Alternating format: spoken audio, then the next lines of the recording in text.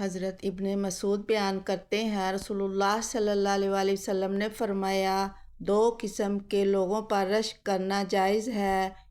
ایک وہ آدمی جسے اللہ نے مال عطا کیا اور پھر اس کو راہ حق میں اسے خرچ کرنے کی توفیق عطا فرمائی، اور ایک وہ آدمی جسے اللہ نے حکمت عطا کی اور وہ اس کے مطابق فیصلہ کرتا ہے اور اسے دوسروں کو سکھاتا ہے۔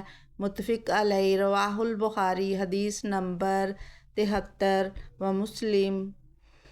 حضرت ابو ہریرہ بیان کرتے ہیں، رسول اللہ صلی اللہ علیہ وسلم نے فرمایا، جب انسان فوت ہو جاتا ہے تو 3 کاموں صدقہ جاریہ، اور وہ علم جس سے استفادہ کیا جائے، اور نیک اولاد جو اس کے لیے دعا کرے، اس کے سوا اس کے اعمال کا سلسلہ منقطع ہو جاتا ہے۔ رواہ المسلم۔